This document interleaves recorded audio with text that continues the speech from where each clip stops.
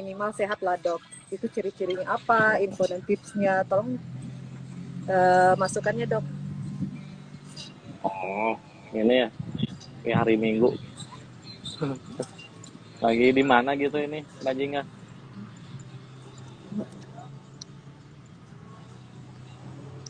Sebentar dok, ini kayaknya suaranya baru. Ya, Gimana dok? mendengar ya suara saya? Sudah Dengar ya kedengaran suara dok. saya? Sudah kedengaran dok. Lagi di mana ya?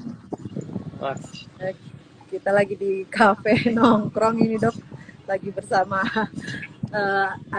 itu salah satu juga. itu ada Pak Ridwan ya, gitar kon. Waalaikumsalam, Pak Ridwan. Apa kabar Malaysia?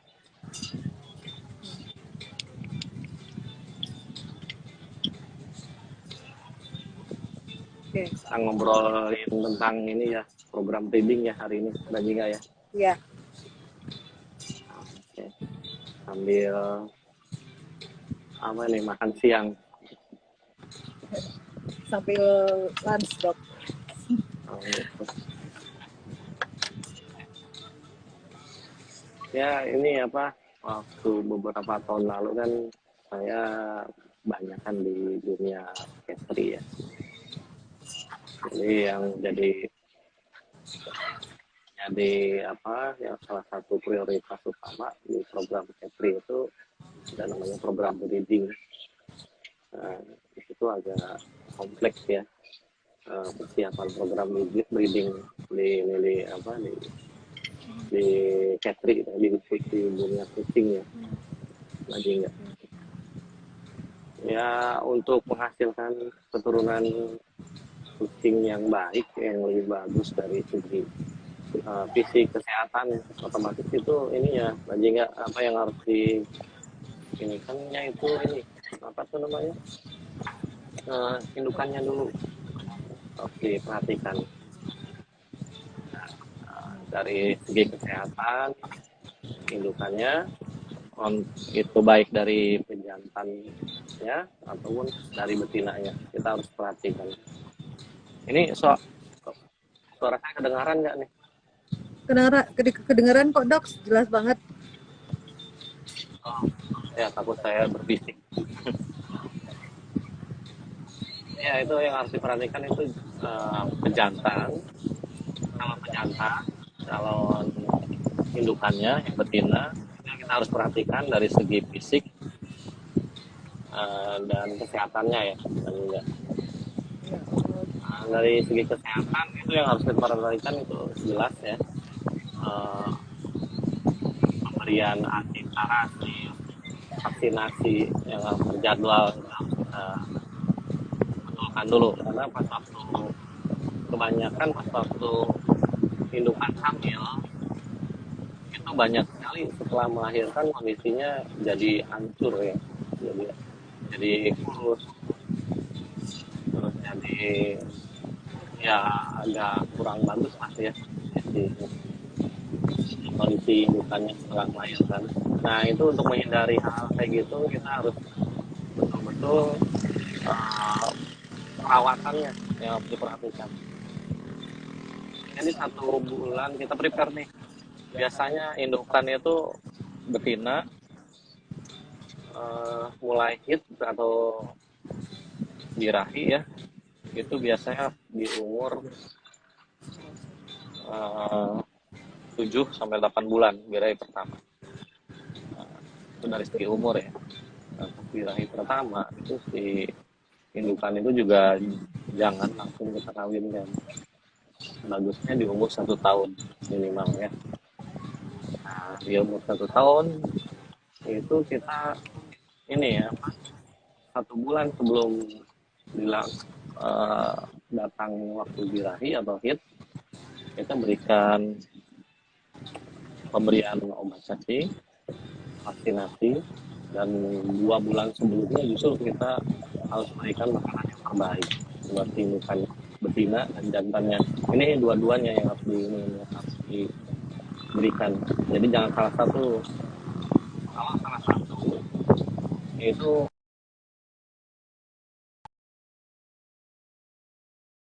jadi Maaf dok, Pengawasannya tadi dua ya. agak terjeda tadi. Kenapa? oh, silahkan. Kita ngobrol-ngobrol santai aja kan. Ya maaf ini dok.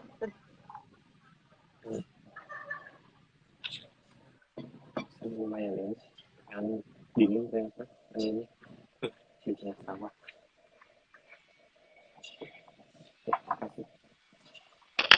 Iya, makasih.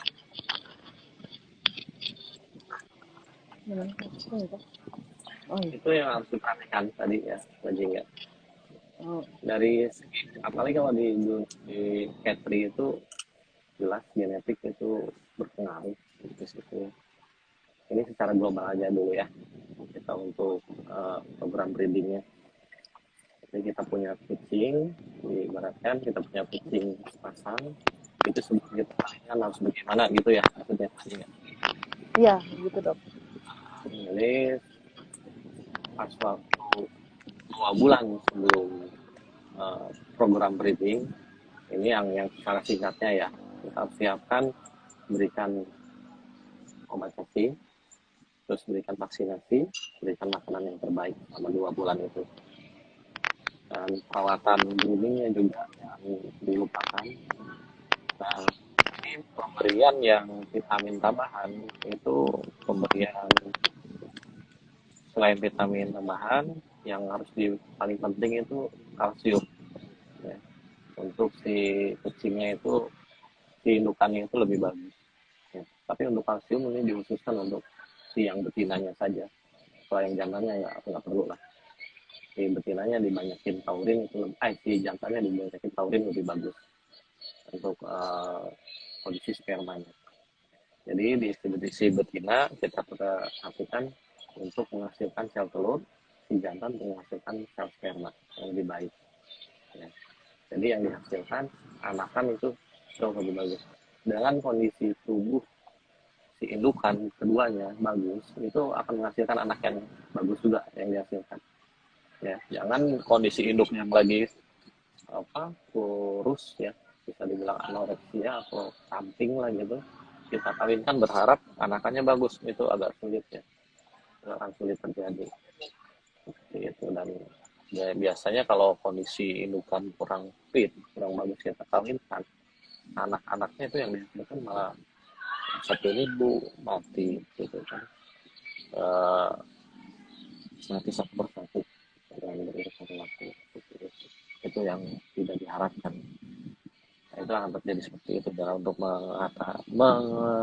apa ya istilahnya supaya tidak terjadi gitu ya, kita perbaiki dulu kondisi tubuh itu kan.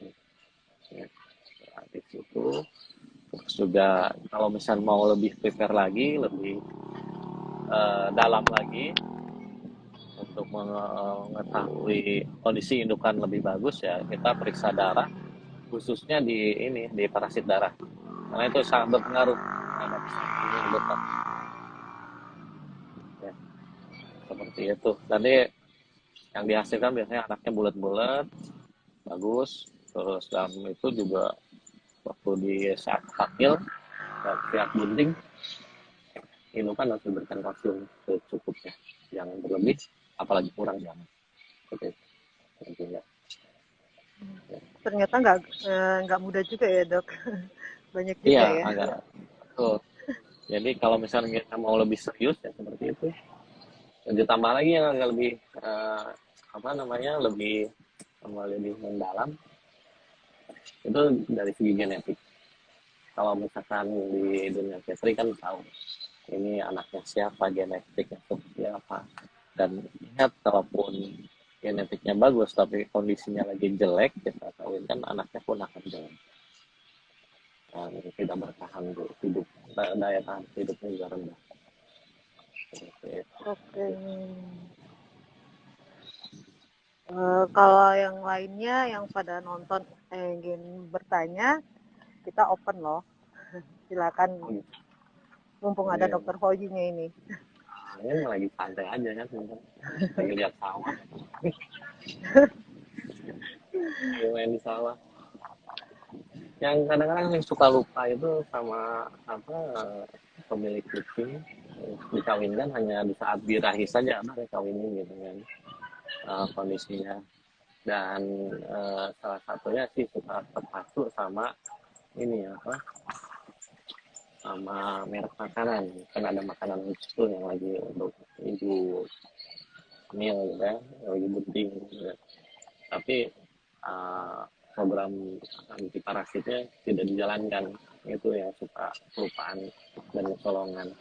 Itu juga bisa mengurangi apa namanya uh, kondisi kesehatan di anak kan nantinya tidak dalam perut. Dan kalau misalkan dalam kondisi si induk ini dua-duanya ya bisa terjadi yang menyebabkan sakit ini bisa dua-duanya, bukan hanya indukannya aja.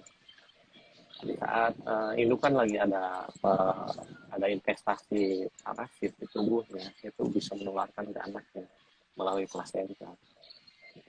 Itu kadang-kadang aduh, kucing saya baru beli yang kitten umur 4 bulan, nggak pernah main ke tanah, kok tiba-tiba mengeluarkan kotorannya itu banyak cacing gitu. Ini cacing dari mana? Itu cacing dari indukannya. Nah, waktu di kandungan di lapak cacing masuk ke tubuh anakan seperti itu penularannya.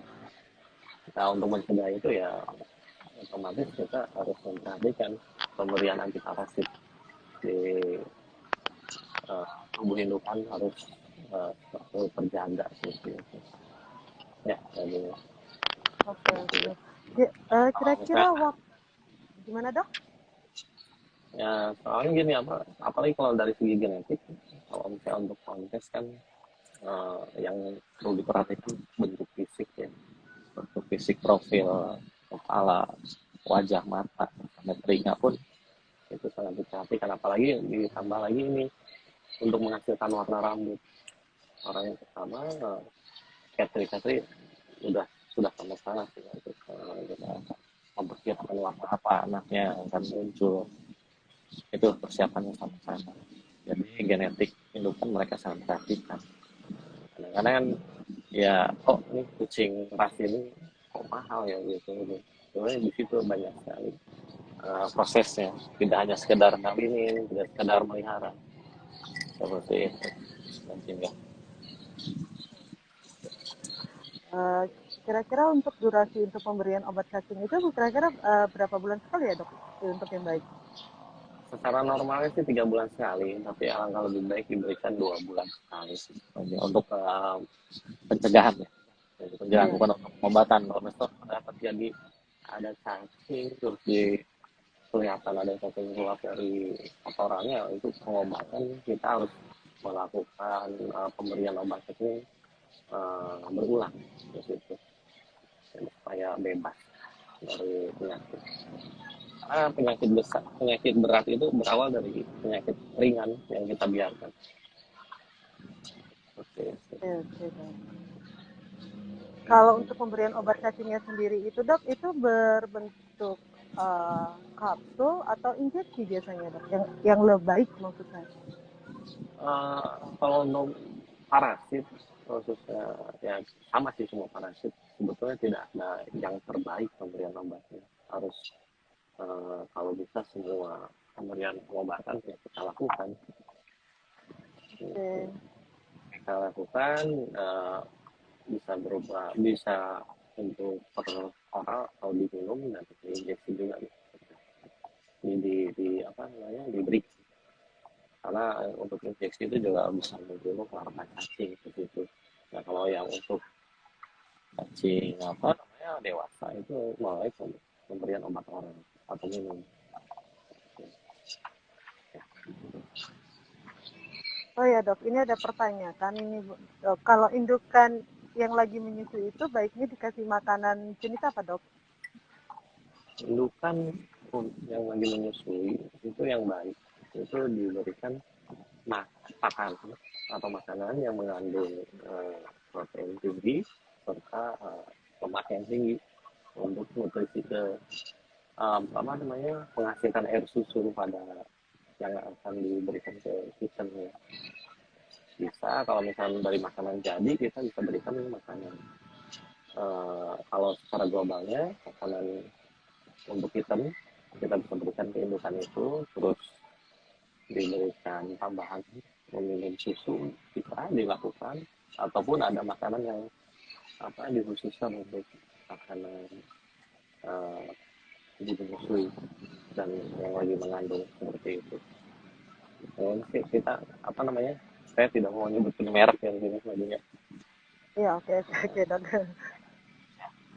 Lebih bagus lagi kalau misalkan pemberian secara fresh itu daging sapi ya. Itu lebih bagus, taurinnya tinggi di situ. Gitu.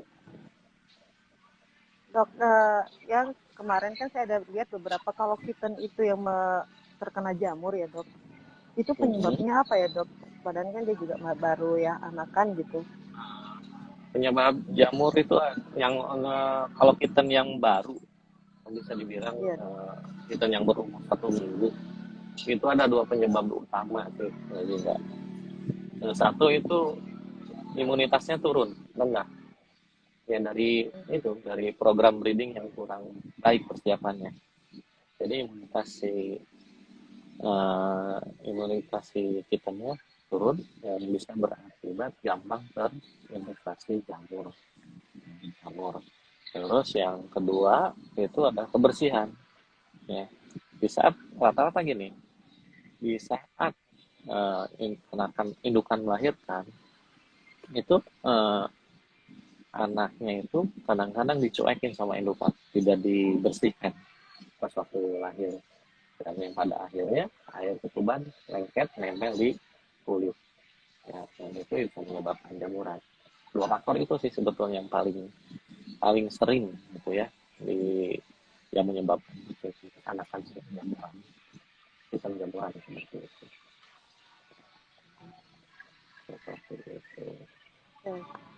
Terus ini ada pertanyaan lagi dok, kalau indukan yang lagi sakit apa masih boleh menyusui anaknya? Nah, tergantung sakitnya apa dulu. Kalau sakitnya infeksi menyebabkan infeksi pernapasan misalkan begitu, itu bisa kita harus pisahkan ya, bisa menularkan ke anakan ya, baiknya kita pisahkan tergantung sakitnya apa. Kalau sakitnya cuma sakit-sakit yang biasa lah, yang tidak fatal gitu ya sifatnya, ya tetaplah kita berikan tetap kita bawa ini untuk menyusul, tidak perlu dipisah gitu.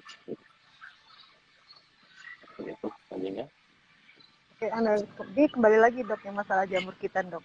Itu untuk penyembuhannya kira-kira prosesnya berapa lama dan apa tindakan yang harus kita lakukan dok? Kalau proses berapa lamanya tergantung kondisi sakitnya. Yang bisa dilakukan di rumah itu jaga kebersihan. Ya. Ini kadang-kadang kita tuh pemilik kucing itu berasumsi bahwa jamur pada kucing itu disebabkan oleh air yang nempel di rambut atau di kulit. Padahal bukan air sih sebetulnya. Kalau air bersih, air tidak mengandung bahan yang lain, hanya air, itu tidak bisa menyebabkan jamuran. Tapi kalau misalkan air itu mengandung seperti ada kotoran lain, atau misalkan sampo juga kan kita bilangnya tidak kotor ya, sampo yang pembilasannya kurang bersih, kurang terbilas gitu, itu bisa menyebabkan jamur. Nah, perawatan yang di rumah yang bisa dilakukan itu bersihkan dengan air si kulit itu, terus kita bersihkan. Kalau perlu kita menggunakan zat lain, bisa alkohol untuk membersihkannya, terus tetap jaga terus kebersihan si kulit itu. Dan hati-hati jangan sampai ada luka-luka kecil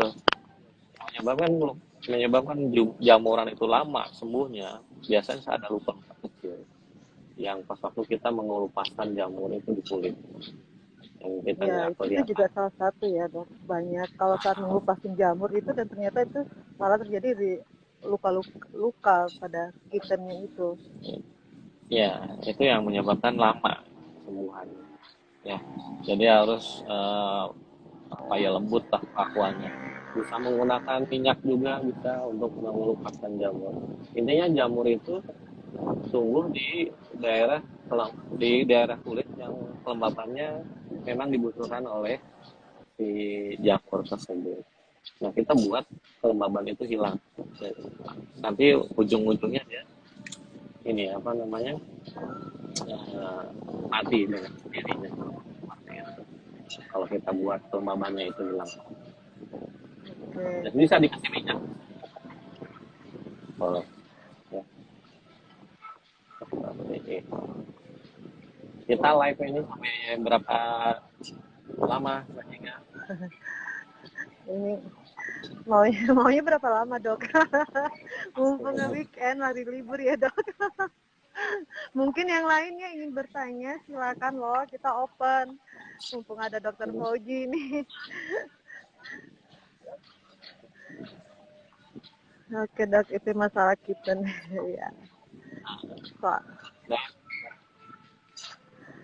Oke. Soalnya kita di rumah itu juga kebetulan ada jamur, Dok. Makanya mumpung ini sama kebetulan ada Dokter Fauji. ya, ya itu jaga kebersihan sih sebetulnya. Itu kalau dilakukan tiap hari, membersihin itu akan lebih cepat sebelumnya. Sebenarnya Iya. itu penyakit dari ini ya, dari kebersihan gitu sebetulnya. Sanitasi awal. Cek. Dok, akhir-akhir Ya, ini kan ada yang di klinik, yang saya lihat itu yang virus flu yang sedikit ekstrim. ya, Nah, ini kita keluar dari tema dulu ya, Dok.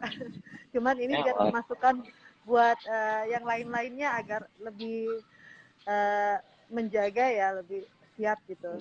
Jadi flu yang ekstrim dan sangat mematikan itu, Dok, itu gimana itu, Dok? sebetulnya itu komplikasi kejadiannya. Jadi bukan hanya flu saja, di situ ada rinotrachetis juga, makanya bisa menyebabkan penyempitan saluran pernapasan yang berakibat fatal. Akhirnya bisa menyebabkan kematian seperti itu. Oke. Oke.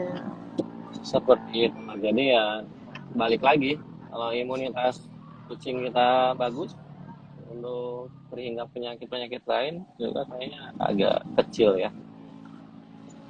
Perawatan yang harus dilakukan, satu kebersihan, kedua makanan, ketiga program kesehatan itu yang harus diperhatikan sama sama owner, sama pemilik gitu Oh, aja. dan itu juga vaksinasi ya juga sangat mendukung atau sangat membantu ya, Dok ya. Iya, program kesehatan kan itu namanya. Oke, Dok. Seperti Soalnya itu. itu Ya, akhir-akhir ini terlalu banyak kasus seperti itu, Dok. iya, lumayan banyak. Hanya di Bandung sih sebetulnya. Di klinik yang Iya. satunya lagi juga seperti itu Oke. di daerah Tangerang. Oh, Tangerang juga sudah mulai ada ya, Dok ya? Iya, lagi banyak kasus itu. Banyak ya, Dok ya. Kasian sih lihat kucingnya harus kayak megap-megap gitu. Harus kasih oksigen. Dan mungkin ada masukan uh, itu Agi, ada pertanyaan apa? Kemungkinan ini lagi azan dulu ya, sehingga Iya, kalau kita dulu break dulu gimana? ya oke, kita kalau kita sampai di sini dulu, nanti next kita akan live lagi. Kita akhiri aja untuk sekarang ya. Apa mau break aja, Dok? Boleh, bebas. Kita mau lanjutnya nanti lain kali atau kita mau break dulu boleh. Nah, nanti ini aja terserah Bajinga saja. Nanti saya nunggu konfirmasi dari Bajinga. Ya. Kalau misalkan kita break dulu, kebetulan azan, nanti mau lanjut lagi berapa menit? Iya. Oke, Dok. Iya. Oke, nanti kita kontak lagi. Oke, terima kasih dokter. Terima kasih Mbak Dina. Ya, sama-sama dok. Siap.